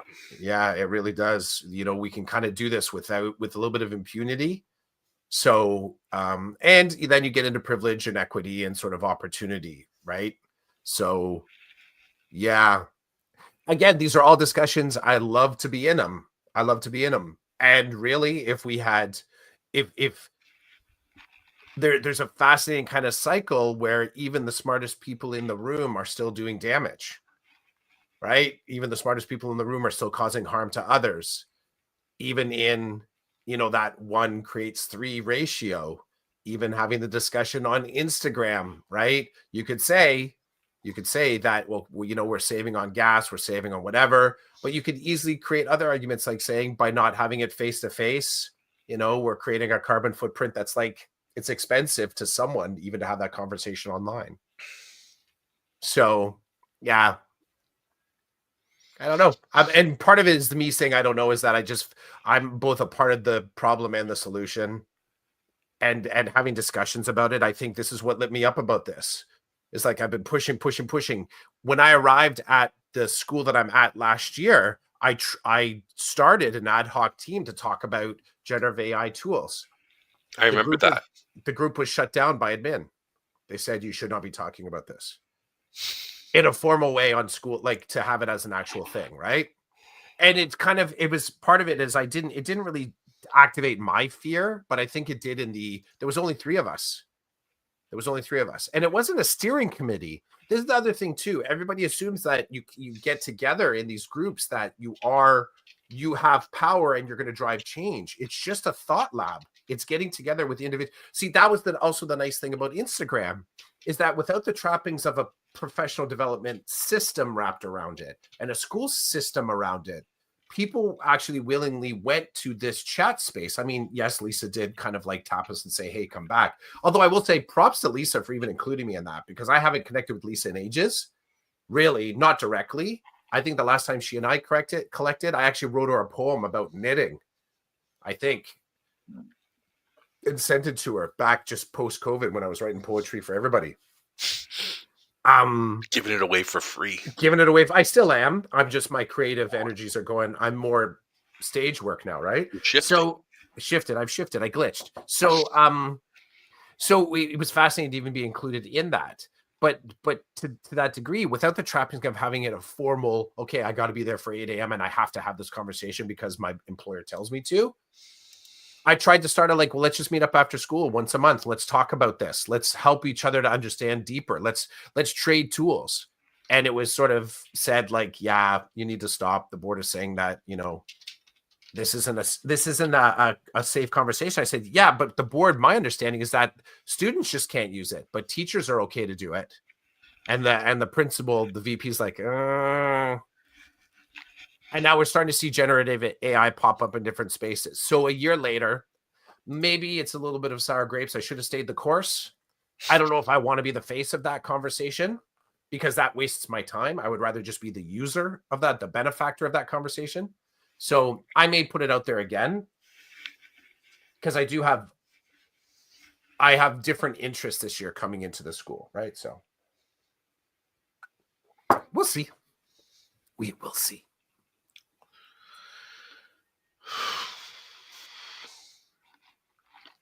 We went from lawn daddy to Lawn deep daddy. deep thoughts on generative AI. Well, I think this was also when I said there's stuff I want to talk about. Some of this was bubbling in the background, right? But I'm also aware of me coming into my new portfolio this year. I'm coming out of a very small protected space where much of my energy was spent getting it done just for that classroom, a community classroom. I am now going into diffusion mode, which means I no longer have this high concentration space, this little kingdom to sort of create my stuff within, a very controlled environment, right? So I was like, what I was doing in that room, 333, creating this dense, rich learning and living experience for the students. I now have to do that. I'm going to try and keep that exact same level of design, but now it's going to be diffused across the whole school because now I'm going back into the monitoring role and teaching learning strategies. So I take what I've learned about community classroom design, build that into the GLE course, which is going to be awesome. I'm really stoked about it. But it also activates a dormant mindset, as in when I did this last time, this is when I was fully immersed in learning networks. I have to sort of, and that gives me this sort of sense of having a closed network to rely on. There's some stability there. So this is where, like, do I start using Twix again? Do I go back into, like, do I do this through Insta? Like, what's my method? I don't think I'm gonna make a Marco Polo group because that's way too high of privilege. Like, there's money involved in that to have it, like, so it won't be Polo stuff. What was the thing that was pre-Polo that people were using? It was a tool where you could send voice messages back and forth. It was about a decade ago. Everyone was really hyped to it. Voxer. Yeah, Voxer. You and I played with that a couple times, I think. I don't know if it ever took flight. I don't hear about it anymore. I did like it. It was audio Marco Polo, right? Yeah, it was audio. I Yeah. love Marco Polo, but I I'm, love it I'm, because I'm talking to who I would consider the people I'm talking to on Marco Polo, I would call friends. mhm, mhm. And it's great to be able to see and hear. I oh, is it time to shift? My buddy Yeah, move, Kyle, move, move, my move. buddy Kyle, who lives in near Vegas, he's from Michigan, and he's back home in northern Michigan to visit his family. And every morning when he's out walking around his town, he polos me and he shows me things in his town. I'm like, this is so cool to be able to. My buddy's walking down the street and he's like, yeah, I'm in my old town and small town America. So you see the things that comes with that. And it's just so cool. Let's shift gears and talk about you've used it when you're at backstage at your plays and you're like, hey, check this out, or you tell me I'm going to do a polo at the theater before I go on or whatever. I'm going to show you the backstage. I'm going to show you through, and I'm like, this is friggin' awesome. It's real time. Sorry, it can be real time. Yeah. um it can be synchronous and asynchronous video chat, and I love that. I love it with my friends. So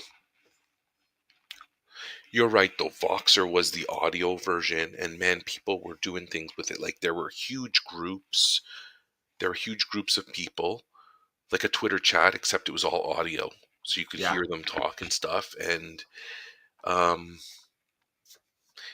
yeah, just an evolution of like communication, human communication. It continues to evolve.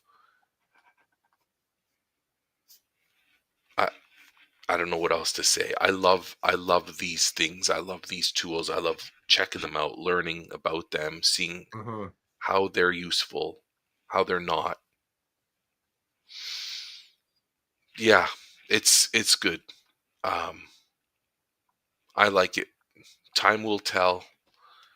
Time will tell whether what we're doing right now with generative AI serves us well or not. Time will tell, right? Um, I love I love learning about the new technologies. Like you sent me on Instagram this morning, you sent me a little clip on the guy who created Twitter and what his new Jack Dorsey. yeah, and what his new messaging app, or is it even, can I call it that? Like It's bit chat. Is it bit chat? yeah, it's called BitChat, and how it works is pretty friggin' cool. Um, it doesn't use Wi-Fi, it doesn't use the internet. It's based off of Bluetooth, from my understanding, and using people's mobile devices for me to communicate with you. So my understanding from the brief little video you sent me is if I was using, what's it called? BitChat? Bit chat.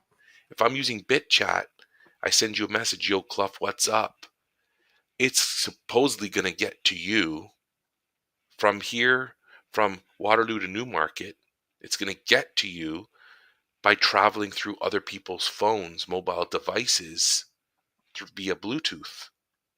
Now, I like the idea is friggin', and it's going to be encrypted and stuff, so nobody's going to know. Yeah. Nobody's going to see my message to you. It's just going to flow through the cell phones.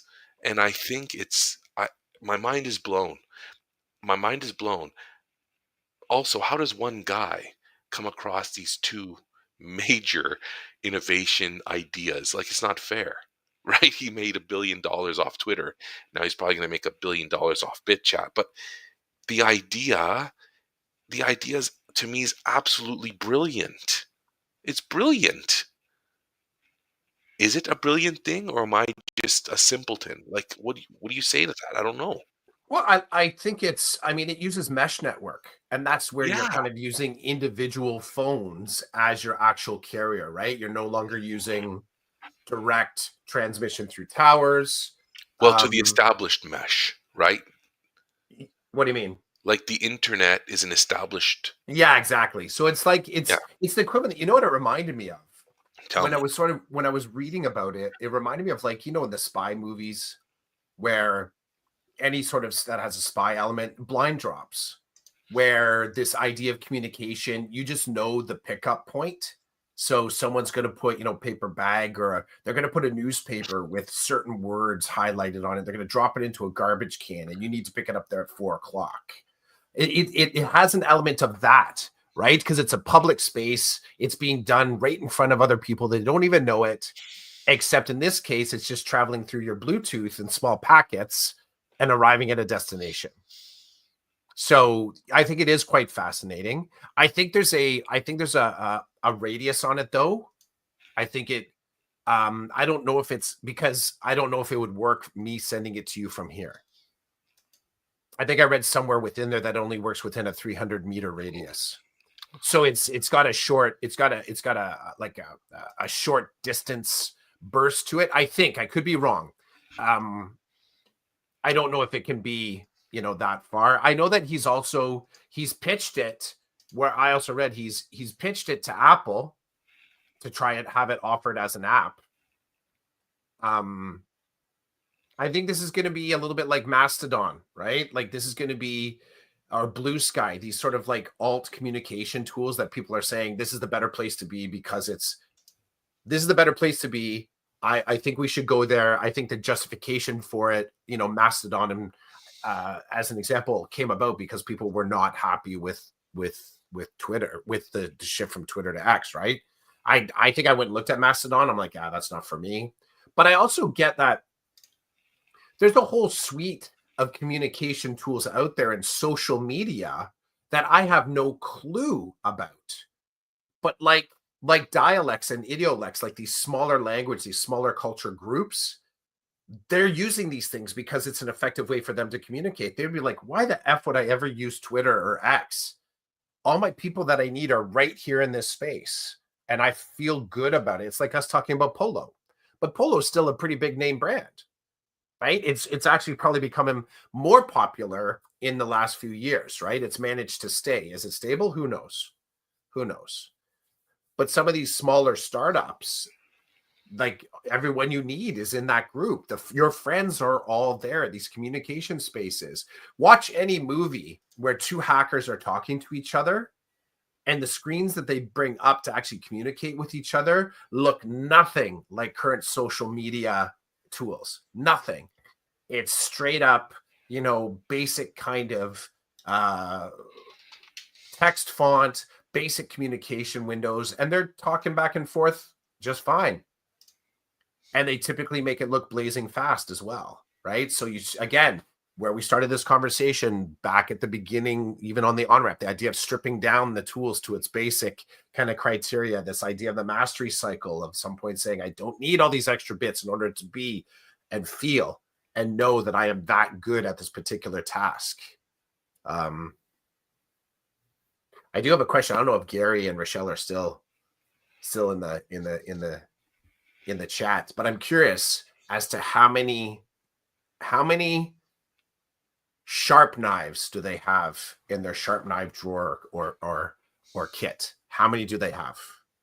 And this is a good example of this idea of mastery. I often think about this. I think back to my, and I know we pitched, I'm like all the way out to sea right now. I think back to my grandmother, and she had one knife in the kitchen. But that knife in the kitchen, she would use to peel potatoes. She uses to cut meat. She'd sometimes have it out in the garden, trimming the eyes off the potatoes or the carrot stalks, or chopping like the branch off the raspberry bush. She'd bring it in, she'd wash it, she'd sharpen up again, and then she'd cut a box with it. And you could say, like, grandma, you could use a small paring knife, although it would be said in Polish to her, and she'd probably tell me to shut up. Cicho, get out of here. Daushka, get out of here. Like, she'd tell me to get out of the kitchen, right? And she'd go about, peeling the beets with this one knife. So I like this, and that really strips down all the basics. The one knife to not to rule. It's not the one knife to rule them all. It's just that you only need the one knife, and then you have the skills to use that one knife better. I like this idea with this bit chat. If I take it right back to where we started, like, if the point is ease of communication that is encrypted, I'm sure at some point they'll figure out, do they need to send images? Because there's some big picture ideas that society's not going to let go of, which is the convergence theory. Okay, fine, this chat is cool. I can say hello, but I'd really like to send a photo. Who knows whether Jack will sort of include that in it? Or I want to have audio. Who knows if Jack wants to include that? I want video. Who knows if he'll include it? Group chat. The Drive, I actually just called up his website, and I was trying to look. I mean, he used big words on here like, yeah, Blue Sky and Damus, or Damus, I apologize, steps towards decentralization. So wants to be decentralized. When you say that, you're automatically talking about, the big brother not having control. It's using it sort of what's it called? Acknowledges other things that have done this work before. Right now, you have to have some understanding. This is what I love. You go to the website, you got to have some understanding of coding to a degree, or programming, because it's not easy to install. Like, you have to go into the BIOS of your computer and install it. So it's not like there's no easy kind of like package for you to just point and click and do it. You have to understand a little bit about what decentralized mesh networks are. Like, you have to kind of wrap your head around that, right? And you have to accept that you are the server. You become the server. I love this, but these are all big ideas. I don't think I want to invest the time in figuring out how to download it, but I am curious to see where he goes with it. And you're right. What do you do when you got $1 billion and a curious mind, right? I love that. But I'm just like, I don't think it's fair that this guy gets these 2 ideas. He already had one, and it's like, Yeah. I remember when Twitter started. I remember it. These are the beautiful things, the markers along the way. I was working Mhm. at a school, and I was having a conversation with my teaching partner, who was a few years older than me and not really tech savvy or into the tech world. And she was the one who said to me, "Hey, have you heard about this new thing called Twitter?" And she showed me, she had the newspaper, and she opened the newspaper, and she's like, "Look," and she showed me her big thing about it. And this was relatively new in terms of, well, new to a consumer, around cell phones and Wi-Fi networks and things of that nature. She was like, "Look, this guy made this thing where you can communicate with me through these direct messages." I don't remember the actual language she used, but she was like, "Look at this communication tool called Twitter that this guy made." And then look at where Twitter is now, right? Like, I just remember the simplicity of her thinking, "Oh, I can have a cell phone, you can have a cell phone, we can talk to each other using this thing." And now this dude has this other idea, and I'm sure he didn't wake up with it. I'm sure just like you were like, "Hey, it's just mesh networking." He lives in that world, so he's probably like, "Hey, well, we can create a mesh network using people's private stuff and be decentralized and not have to rely on the internet and rely on this and rely on that. Let's rely on each other." But we all know that at some point there too, people, there's always a surge to power. Somebody always has to be running something because they want to or they've been told to. So you have the same friggin' BS. It's just momentarily you step away.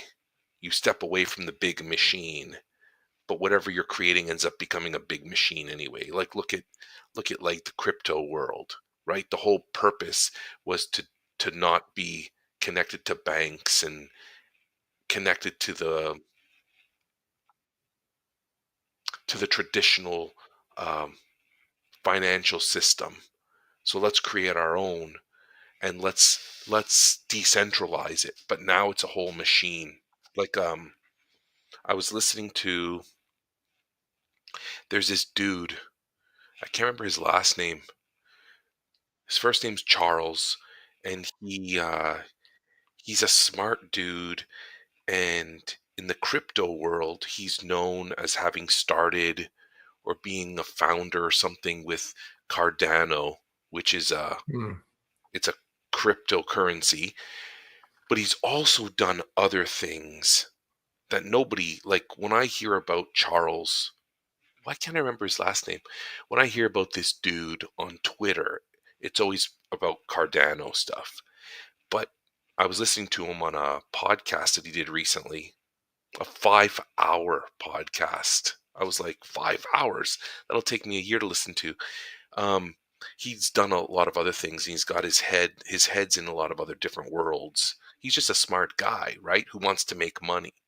And he was talking about it and listening to him talk about it. It was really cool because you get this like high level intellectual conversation about the idea of crypto. Mhm. Because when you look at crypto from the bottom, it's the I say crypto to somebody on the street, and the first thing they think is scam. It's just a big scam. And it may be very well be a big scam, but then at the top, you have the theoretical foundations of it and how it was created and why it was created this way. And now it's so big that this guy Charles is like, to get bigger and for everybody to make more money, we have to look at how we can communicate between the different cryptos and how we can communicate with traditional financing and this new way of financing, because even though people don't want to be connected to they want new school, not old school. We can all get richer if we learn to communicate with each other, which is Mhm. hilarious because they stepped away because they didn't want to communicate with traditional. But having said all that, it's just very interesting to me that these people live in a world where they understand certain things. Jack Dorsey understands a bunch of things that you and I don't because he lives in that world. We don't live in that world. I'm sure if he came to talk to us about special education and assessment and evaluation in school, he'd be blown away, right? Because we have a foundation of knowledge and we know how to apply things and we've done it. We have the experience to be able to communicate to people how this works in our world. And he'd be like, oh, wow. Just like we're looking at him, I'm looking at him going, oh, wow. But that's the world he lives in. I just don't think it's fair that one guy has two ideas that are going to make him another $1 billion, and that's just jealous, right? Because I wish I could have some money like that, but I don't. Who knows? Maybe I'll stumble into something before the day I die, but highly unlikely since I don't really roll in those circles. Yeah. Yeah. And how much energy, like just the energy to sort of like focus on that, right? Hmm.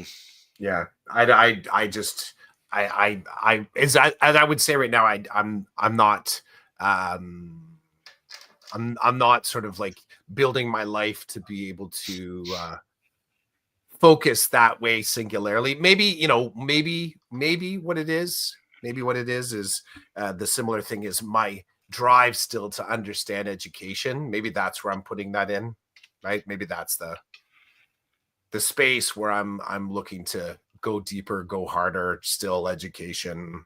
I guess I would have done it if I had been in like the food industry longer. Maybe I would have done that. Maybe that was my spot and then I shifted over into education.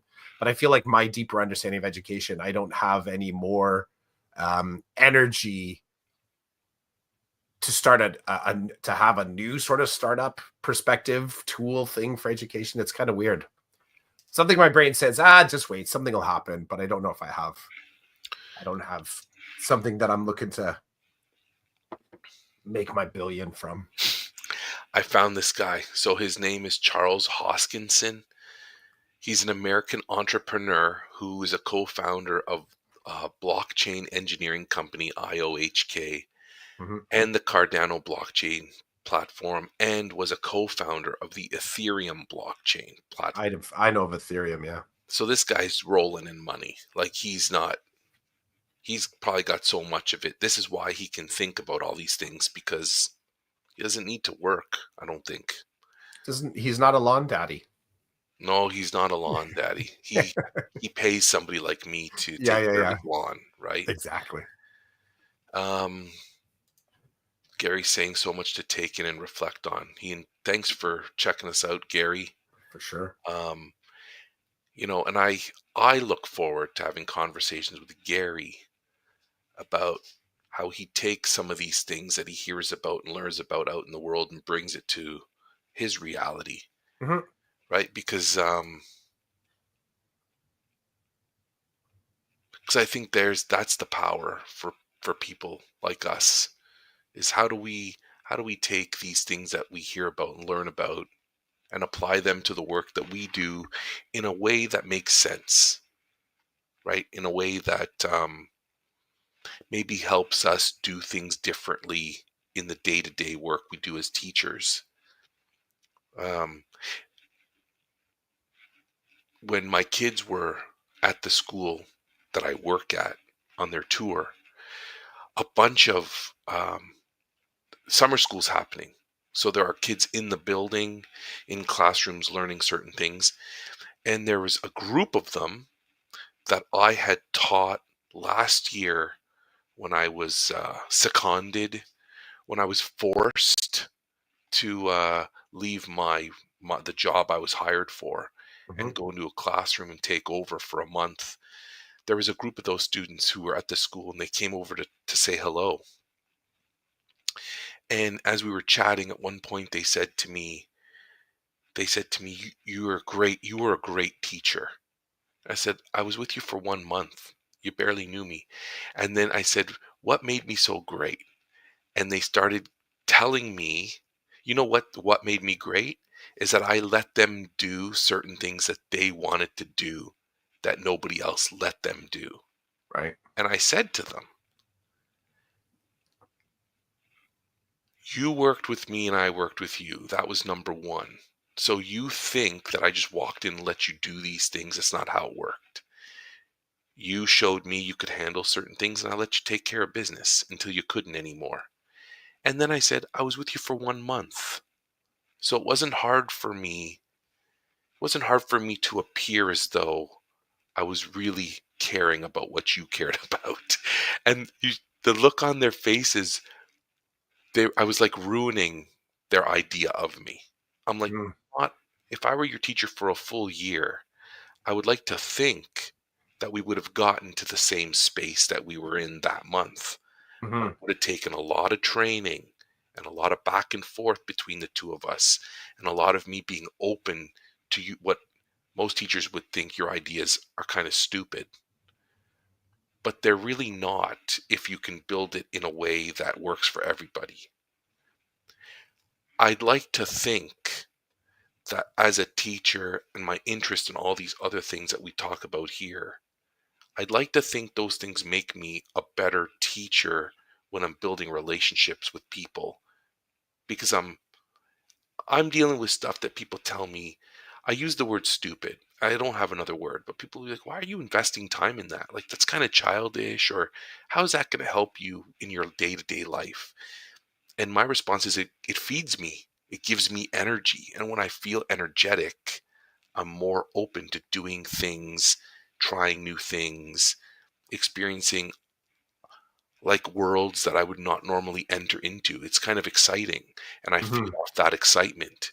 So if that works in me, how can I maybe help kids discover a little bit of that excitement in their world? You get what Mhm. I'm saying? So Absolutely.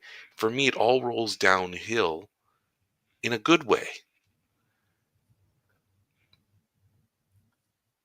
I think for me, that's the beauty of all this.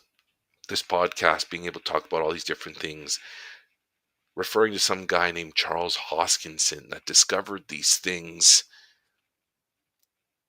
and the high level of operation that he lives at or portrays to someone like me who's at the lower level with barely any understanding, but open to hearing what he says in his world and what the people down here in my world say. Mhm.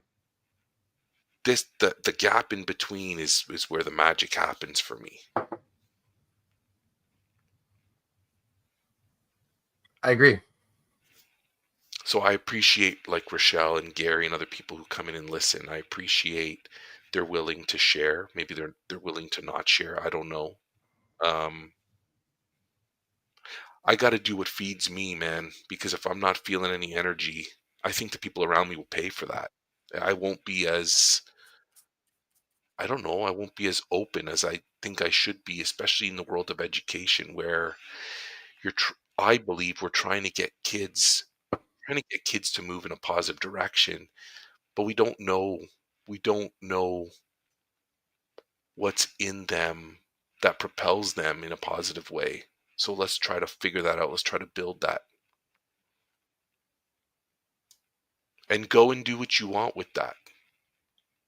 You know what I mean? Go into the world and do what you want. If we're to talk like philosophically for a minute, I'm in a faith-based system, and one our goals are to have these good citizens leave us and be creative thinkers and be collaborative people and good family members and good community members and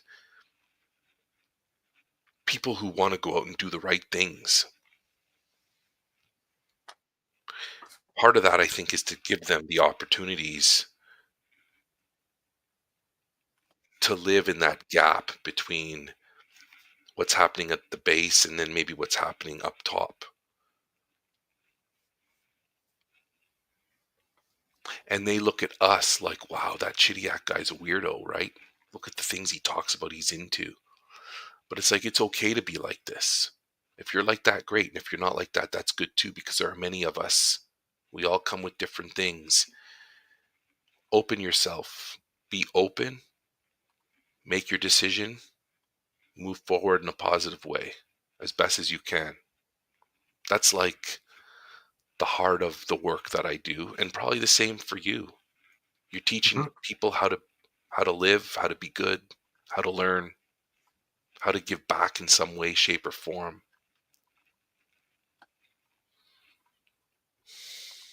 I think the teaching part is sort of secondary. I think because I won't always say that there's the intention there to teach anybody. I'm not going into that instructional mode. I think one of the gifts of now being in you know, the last handful of years, maybe almost two fists of years in teaching, is that I'm just being. Back a ways. You had mentioned the idea of shifting from a to do list to a to be list, and I mean to do is teach, to be is just to model, right? Just show them and let them figure whether or not, let their discomfort teach them, let their dissonance teach them, this is not this guy, this dude with the beard is not like the other person that I just had, let that teach them, and then just kind of be. And I think, one of the, again, the gifts of time and patience and noticing in this job is that it seems to me that the teachers that just are. They just kind of go in, they kind of do their thing and let the students decide, really leave it to the student to have as full of an experience as possible without a heavy reliance on the imposition of the structures. They just present an opportunity, even if the opportunity doesn't get accepted by the students. The staff members, the educators that I've encountered, the ones that still consistently believe that they create opportunity and options and model a thing, many times I'm finding those are the teachers that the students remember. Whether it's, you come in dressed in period in your history class, or you actively talk about, your video game addiction, or you sort of like love to wear comic book t-shirts, like you just go in closer to a version of you that the students can actually get to know, as opposed to this is the teacher and I can only know them as a teacher.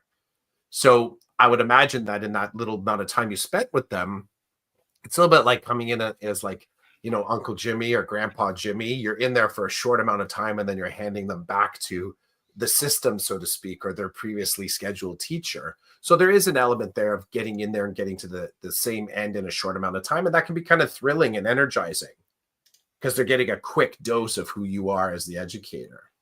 But I guess I would counter, like, I would notice in you as well that there's an element of authenticity, whether or not the students actually realize it. And you've sort of mentioned this, that sometimes the kids that you're talking to now don't even know how to measure you as a person coming at them. They're like, who is this guy? And you just kind of hold the line. You're like, this guy's right here. You don't have to overthink it. I'm asking you to do a thing. This is what I'd like to do. Here's how we're going to operate. You create opportunity, right? And then it seems like you enforce the now what. Their decisions create a now what. Okay, you've now decided to not put your phone away. You've decided to do your math. You've decided to sort of swear out. Now what?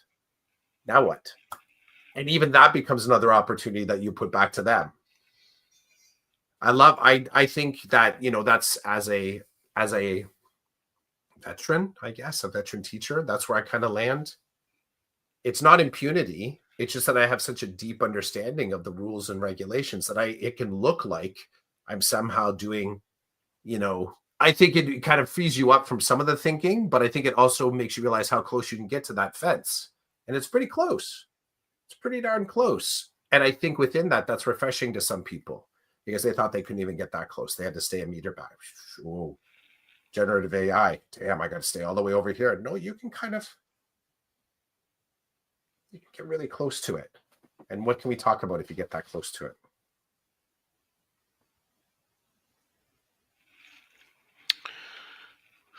Thought fuel. Thought fuel.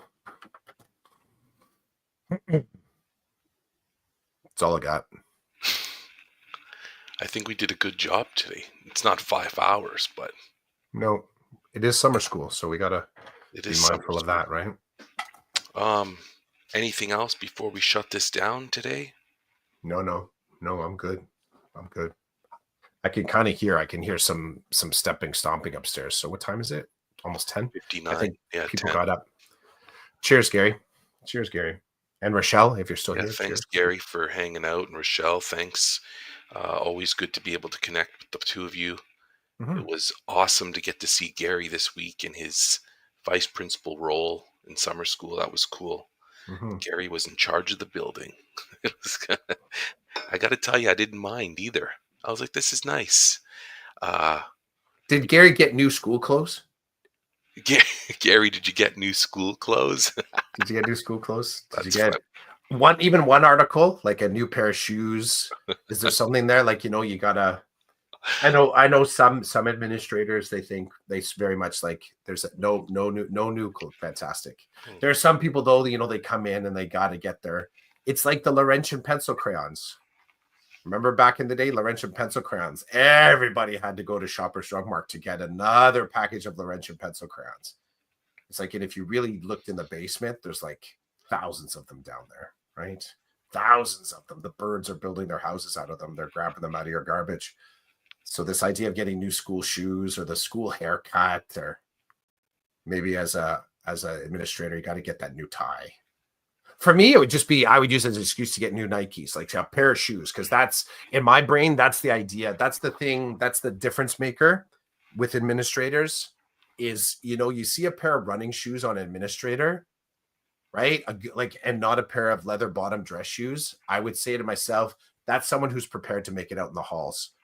Or even heck, if they're wearing trail shoes, you're like, oh damn, that dude is going to be like running outside after kids. Like they're going right down onto the track to help, to interact. Yeah. I see a pair of running shoes, I think to myself, I see a pair of Birkenstocks on an administrator. I'm like, No way. I'm like, you're not prepared. You're not prepared. You're prepared for comfort. You are. I see a pair of like Brogues nice dress shoes that have rubber bottoms on them. I'm like, there it is. There's the sweet spot. The dress shoes. You got like good toe coverage, good support. You're not running to the escalations and the emergencies. That's not a good way. You don't want to arrive there out of breath, lightheaded, not able to compete. But just like really, I'd be getting the new shoes. Why not? Those big bucks. Get yourself a pair of good shoes. Those big bucks, yeah. The summer school admin. Actually, any admin. Any admin. Well, my favorite thing, so if I were admin Mhm. and I was getting new running shoes, I'd want to customize them so that they'd be the colors of the school. I Why think not? that'd be really cool to Yep. have, your school running shoes that are the same colors, the school colors or something like that. I think that'd be kind of cool. I'm always fascinated when I see my admin, my principal. One day he'll be wearing a beautiful sports jacket with the leather loafers. Then the Mhm. next day he's wearing the school golf shirt with the running shoes and the jeans. I like that. I like that he can flex depending Yeah. what's happening on that day or who's coming or what he needs to do.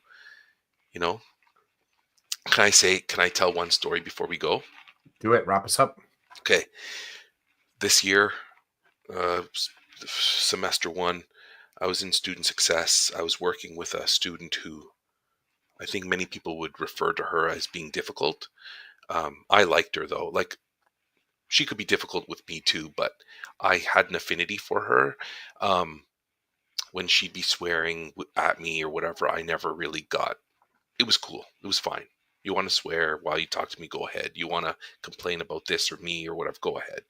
Um, I was working with this particular student, and they were struggling with the concept and weren't interested in doing any work. And it was one of those situations where it was better to have her in the room doing all these things than telling her I'm not dealing with this and having her go bother some other teacher or whatever with it, right? So we're in student success, we're working. My principal walks in and he's dressed up, and the superintendent is with him. And so, right away I kind of look up and I wave. I'm like, hey, how's it going? He's like, good, good.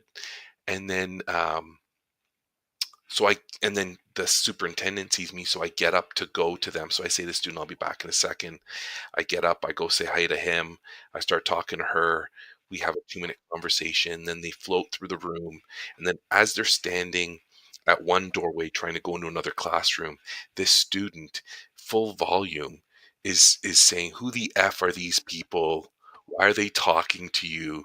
I've got this big smile on my face because this is real time. This is the work that we do. This is the person I deal with day to day, and this is how they talk. And she is not, there's no hiding of her emotions, or she's like, why'd you go talk to them? You're supposed to be helping me. Who the F is that guy? I'm like, that's our school principal. She goes, no, it's not. I'm like, that's our school principal. Why would I lie to you about that? No, this is what our principal looks like. I'm like, that guy's not here anymore. This is the guy. Well, who is she? And why were you talking to her?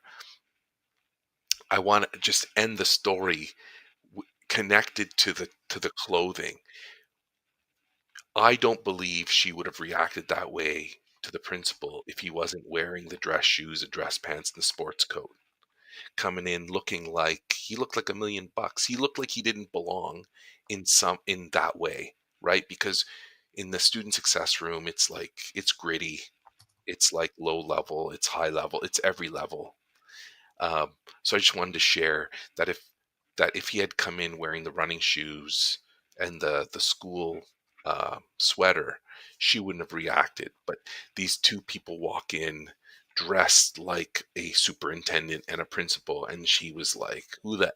And she's dropping the f bomb like no care in the world because she knows nothing's going to happen to her. Right? That's the other thing about these kids do whatever they want. Nothing happens to them.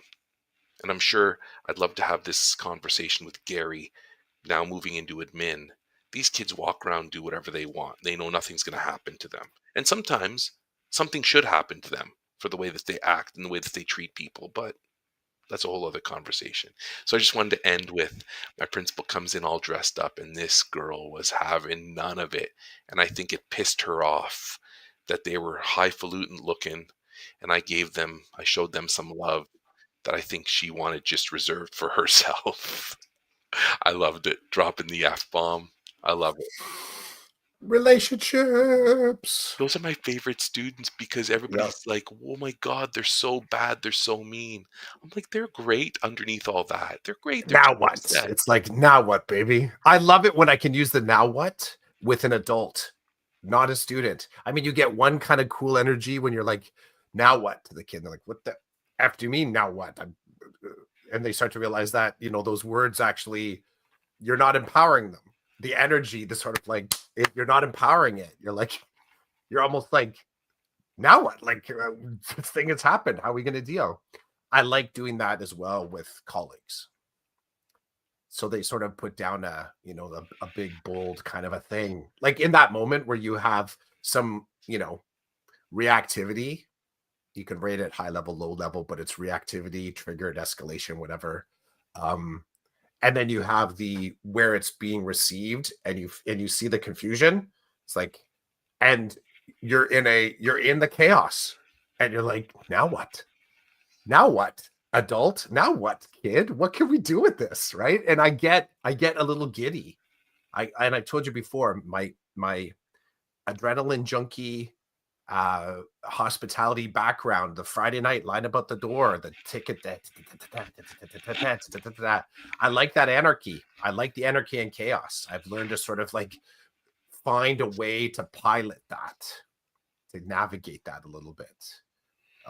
The same stuff can occur in education. And I sometimes mislabel it as a problem. It really is useful to bring it back to learning, right? There's no guarantee. Problems are meant to be solved. Learning is open-ended. So it's a tricky little bit of like mind effery that you need to play with yourself to sort of make sure that you're staying open and still taking in information, even when you're triggered, right? Amygdala's like, oh, and you just want to get the heck out of there. But being the person to receive that and sort of stand in the face of it, if, as long as you feel safe, right? Safety is completely a personal choice, what that looks like, because there will be people that the moment that an F-bomb is drawn, safety thing goes up, you're putting up the flare and you need someone to pull you out, right? Other people, it's several F-bombs. Others, it's proximity. Others, it's anger. Other, it's knowing the IEP, you're going to call for help, right? But I like the now what. And I'm especially starting to enjoy the now what when I say it to my colleague. The kids has become too easy to do. Colleagues takes a little bit of bravery when someone has kind of gone off and you're like, now what? Now that you've said this, it can be both. You can find an upper level to that issue that they didn't think they were going to go there, that you just gave them permission to go even harder. And then sometimes they can step out on the deck and they're like, nothing. I just needed to get that off my chest. Like, okay, cool beans. That's a good now what too. Thanks for your time today, Clough, Yeah, and for brother. You everybody else too. who's listening. First episode of Um, school. I'm just wondering, I don't know about next Saturday. Why do I feel like there's something on? I don't know. I'll message you. Fair I'll enough. message you. Yeah, Yeah, I was yeah. gonna. This is gonna be a kind of a weird summer because I know I'm gonna be away some Saturdays. You're gonna be away some Yep. Saturdays, so it's like we get it in where we can. For sure. This was a good one. This was season 8, episode 37, number 344 of the Decoded Podcast, and we'll catch you next time. Peace. Peace, man. Ciao.